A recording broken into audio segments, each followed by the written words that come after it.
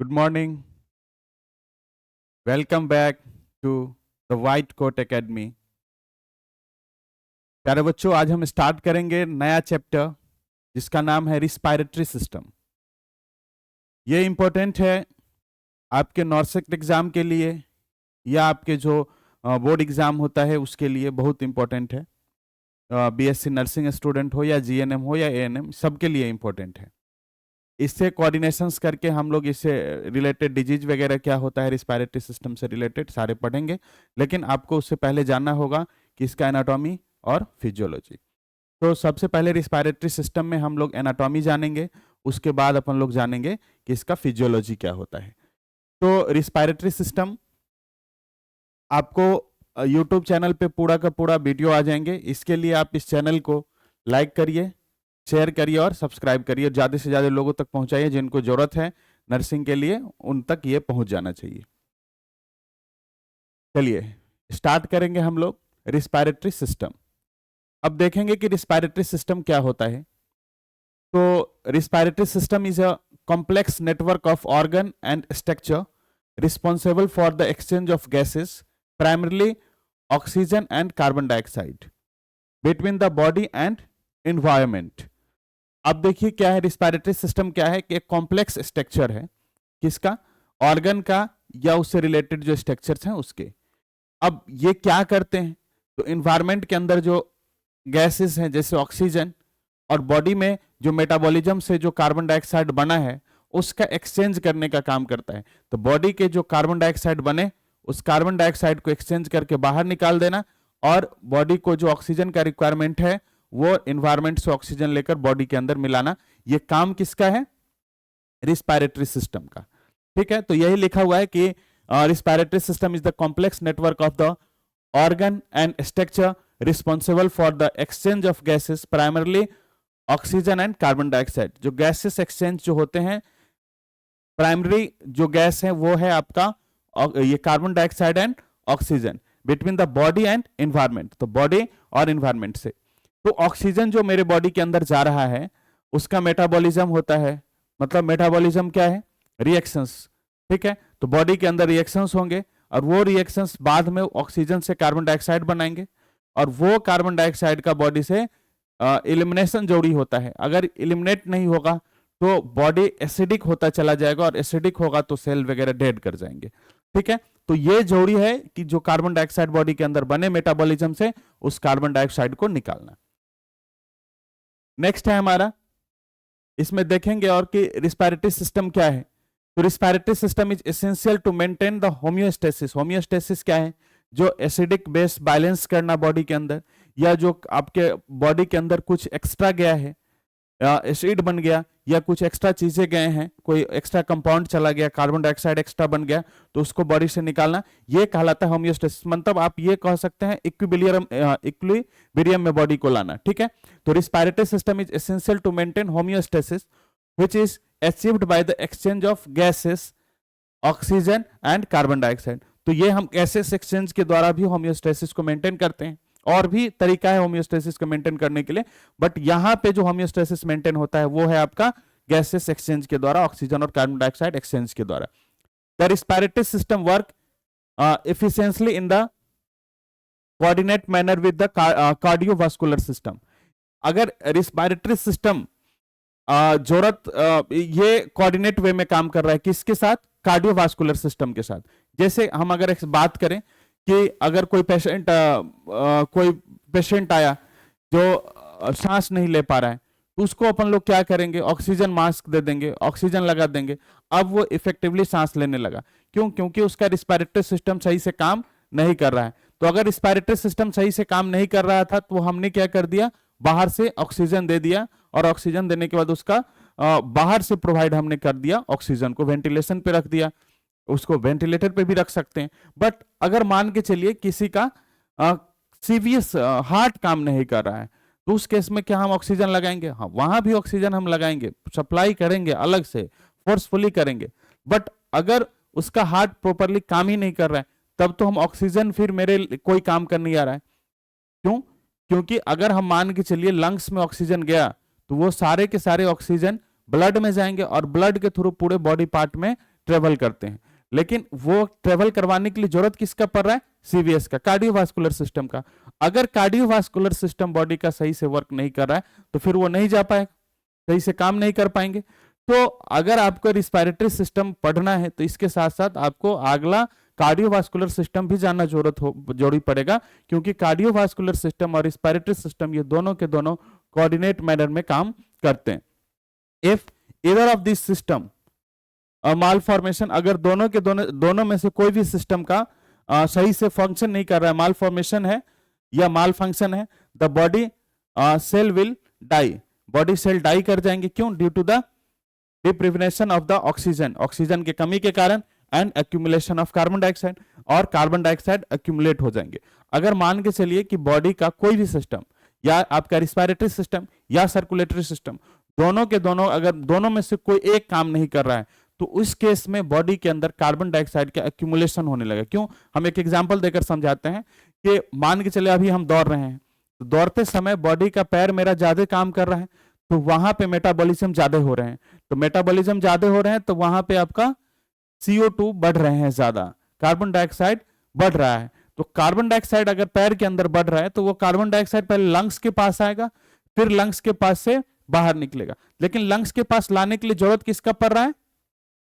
CVS का, cardiovascular system का। अगर किसी का कार्डियोवास्कुलर सिस्टम खराब है लेकिन आपका रिस्पायरेटरी सिस्टम ठीक है, तो कार्डियोवास्कुलर सिस्टम अगर उसका खराब हो गया है तो पूरा जो कार्बन डाइऑक्साइड है वो पैर से लंग्स के पास तक नहीं आ पाएगा, तो लंग्स के पास तक नहीं आएंगे, फिर वो बाहर नहीं निकल पाएंगे।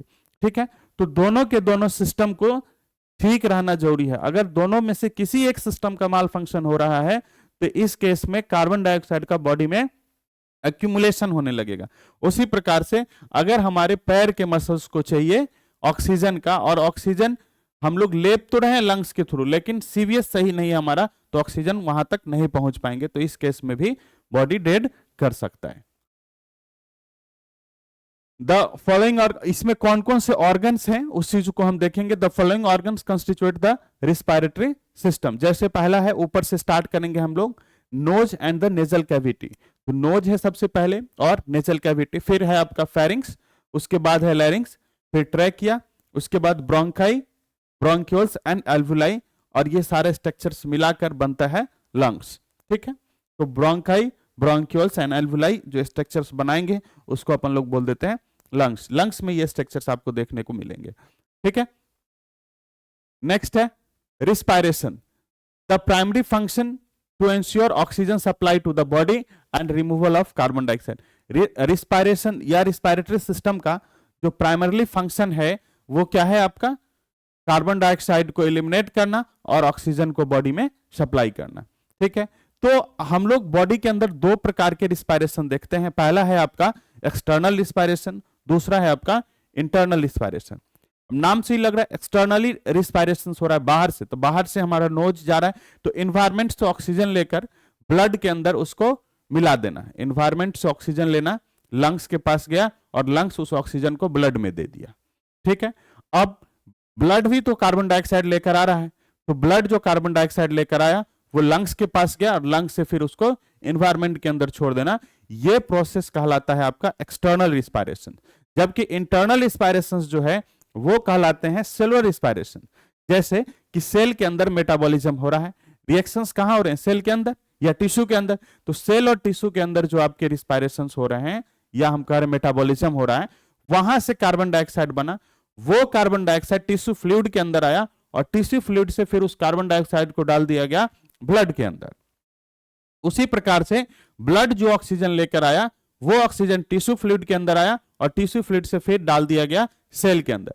ये जो रिस्पायरेटरी साइकिल है वो कहलाता है आपका सेलुलर रिस्पायरेशन। ठीक है, तो वो आपके सेलुलर रिस्पायरेशन के साथ साथ कहलाएंगे इंटरनल रिस्पायरेशन। तो एक्सटर्नल रिस्पायरेशन हमने जान गया कि इन्वायरमेंट के ऑक्सीजन को ब्लड के अंदर मिला देना या ब्लड के कार्बन डाइऑक्साइड को इन्वायरमेंट के अंदर छोड़ देना, ये कहलाते हैं external respiration. Internal respiration cellular level पे होता है, टिश्यू लेवल पे होता है। तो सेल से जो भी कार्बन डाइऑक्साइड बने हैं उसको टिश्यू फ्लूइड के अंदर मिला देना और फिर टिश्यू फ्लूइड से ब्लड के अंदर दे देना और फिर जो ब्लड के अंदर जो ऑक्सीजन है उसको टिश्यू फ्लूइड से होते हुए सेल के अंदर डाल देना, ये कहलाते हैं आपके इंटरनल रिस्पायरेशंस या सेलुलर रिस्पायरेशंस। देख लेते हैं पहले एक्सटर्नल रिस्पायरेशंस क्या होता है। External respirations involve the process of gases bring exchange between the lungs and blood. Lungs और ब्लड के बीच में जो एक्सचेंज है वो कहलाते हैं हमको हम लोग बोलेंगे इसको external respiration. External respiration also known as the breathing, हम इसको ब्रीदिंग भी बोल सकते हैं, ठीक है। जबकि इंटरनल रिस्पायरेशन जो है, तो internal respiration comprises the exchange of gases between the blood and tissue. तो ब्लड और टिश्यू के बीच जो गैसेस एक्सचेंज है इसको हम लोग बोल देते हैं internal respiration. Internal respiration is also known as the cellular respiration. Internal respiration को हम लोग दूसरा नाम सेलुलर रिस्पायरेशन का भी देते हैं। तो ध्यान रखेंगे इस चीजों का, स्क्रीनशॉट वगैरह ले लीजिए और नोट्स बनाते जाएगा ताकि आपका एग्जाम के पॉइंट ऑफ व्यू से ये जरूरी है, एग्जाम में हेल्प होगा। नेक्स्ट है हमारा आप रिस्पायरेटरी सिस्टम, ठीक है।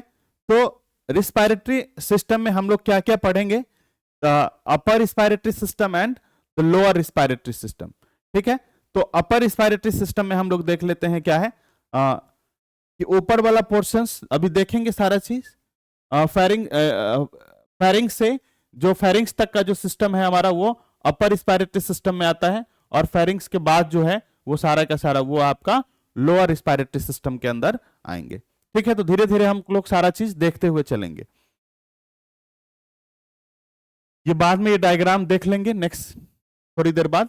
पहले हम इस चीज को देख लेते हैं कि ये नेक्स्ट क्या है। अपर रिस्पायरेटरी सिस्टम जो अभी हमने देखा वो क्या है, और लोअर रिस्पायरेटरी सिस्टम क्या है। तो सबसे पहले हमारा है अपर रिस्पायरेटरी सिस्टम, ठीक है। अपर रिस्पायरेटरी सिस्टम क्या है, it constitutes of all the structures below the larynx. लैरिंग्स के नीचे जो भी स्ट्रक्चर्स है वो कहलाएंगे अपर रिस्पायरेटरी सिस्टम। पहले देखें, it constitute the all the structures up to the larynx. Larynx तक जो भी स्ट्रक्चर्स है वो कहलाते हैं आपको अपर रिस्पायरेटरी सिस्टम, और लैरिंग्स के नीचे जो भी स्ट्रक्चर्स है वो कहलाएंगे आपको लोअर रिस्पायरेटरी सिस्टम। तो आप देख रहे हैं लैरिंग्स, तो लैरिंग्स से ऊपर जो स्ट्रक्चर्स है मतलब अप टू फेरिंग्स आप ये कह सकते हैं, या लैरिंग्स तक ग्लॉटिस एपिग्लॉटिस ये सब सारे चीज तक आप देख सकते हैं। ये जो स्ट्रक्चर्स है लैरिंग्स का वो इससे ऊपर ये सारा चीज कहलाएगा आपका अपर रिस्पायरेटरी सिस्टम, लेकिन नीचे वाले जो स्ट्रक्चर्स है वो कहलाएंगे लोअर रिस्पायरेटरी सिस्टम। तो लोअर रिस्पायरेटरी सिस्टम्स के अंदर आगे आपका लंग्स, एल्वुलाई, ब्रोंकाई, ये सब सारे के सारे स्ट्रक्चर्स जो है आपको आएंगे लोअर रिस्पायरेटरी सिस्टम के अंदर।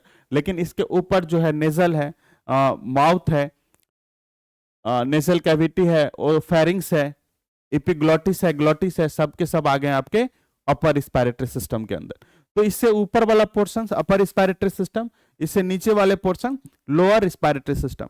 अब जैसे हम लोग ये जोड़ी है इसलिए क्योंकि कुछ कुछ डिजीज ऐसे हैं जिसमें हम लोग बताएंगे कि ये वायरस जो है अपर रिस्पायरेटरी सिस्टम को इफेक्ट करता है, या ये बैक्टीरिया अपर रिस्पायरेटरी सिस्टम को इफेक्ट करता है, ये लोअर रिस्पायरेटरी सिस्टम को इफेक्ट करता है। जैसे हमने देखा था कोरोना वायरस आया, कुछ कुछ जो थे वायरसेस वगैरह वो तो अपर रिस्पायरेटरी सिस्टम को कर रहा था, कुछ कुछ लोअर रिस्पायरेटरी सिस्टम को इफेक्ट कर रहा था। तो ऐसे बहुत सारे स्टडी आए थे कि कोरोना वायरस का, जिसमें कुछ स्टडी तो कह रहा था कि अपर रिस्पायरेटरी सिस्टम को इफेक्ट कर रहा है, कुछ स्टडी कर रहा था लोअर रिस्पायरेटरी सिस्टम को इफेक्ट कर रहा है। तो ये जानना जरूरी है कि अपर और लोअर रिस्पायरेटरी सिस्टम होता क्या है। तो देख लेते हैं कि अपर रिस्पायरेटरी सिस्टम क्या है। तो it consist of all the structure up to the larynx. तो लैरिंग्स तक जो भी स्ट्रक्चर है वो सारे के सारे कहलाएंगे अपर रिस्पायरेटरी सिस्टम। इसका फंक्शन क्या है, तो फंक्शन में गैसेस एक्सचेंज जो होता है वो लोअर रिस्पायरेटरी सिस्टम के अंदर होता है। अपर रिस्पायरेटरी सिस्टम में गैसेस एक्सचेंज तो नहीं होगा, तो क्या होंगे यहाँ पे कंडक्शन का काम करेगा, मतलब एयर को लाने का काम करेगा।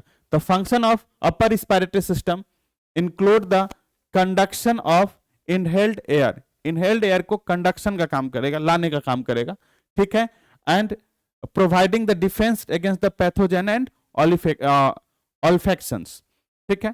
तो डिफेंस अगेंस्ट द पैथोजेंस मतलब जो भी कुछ अगर पैथोजेंस वगैरह एयर के थ्रू आ रहा है तो उसके अगेंस्ट डिफेंस का काम करेगा, उसको खत्म करने का काम करेगा। यहां तक जाने, डिजीज पढ़ेंगे तो डिफेंस मैकेनिज्म क्या होता है वो चीज वगैरह देखेंगे। नेक्स्ट है हमारा लोअर रिस्पायरेटरी सिस्टम। तो lower respiratory system is responsible for the production of speech and the other respiratory sound. जैसे हम कह रहे हैं कि लोअर रिस्पायरेटरी सिस्टम का काम क्या है, तो यहां पे लिखा हुआ है, लेकिन प्राइमरली काम आप लिखिएगा इसका gaseous exchange.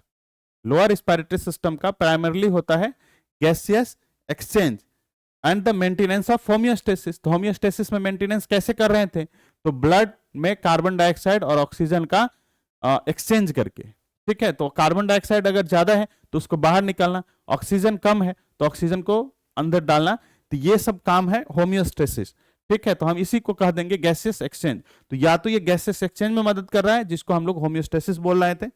Lower respiratory system का मेन काम आप ये लिखेंगे, ठीक है, gaseous exchange. Lower respiratory system responsible for the sound production. ये साउंड में अभी जो हम बोल रहे हैं ये किसका काम है, लोअर रिस्पायरेटरी सिस्टम, लैरिंग्स का काम है, ठीक है। तो लैरिंग्स का ये भी काम है कि ये गैसेस एक्सचेंज और साथ साथ साउंड प्रोडक्शन। और यहां लिखा हुआ है कि अदर रिस्पायरेटरी साउंड। ये अदर रिस्पायरेटरी साउंड क्या होता है, जैसे हम अस्थमा वगैरह के पेशेंट को देखते हैं कि वो अलग टाइप के साउंड प्रोड्यूस कर रहे हैं, ठीक है, अलग प्रकार के साउंड आपको देखने को मिलेगा उनके अंदर। तो ये इसलिए लिखा गया है अदर रिस्पायरेटरी साउंड। तो डिफरेंट डिफरेंट जो साउंड हम लोग देख रहे हैं वो साउंड आपको यहीं से मिलेंगे, लैरिंग्स से ही। Thanks for watching this channel, ठीक है। आप लोग इस चैनल को लाइक करिए, शेयर करिए और सब्सक्राइब करिए, और अगला वीडियो फिर से हम इस पे देंगे कुछ ही समय में। Thank you.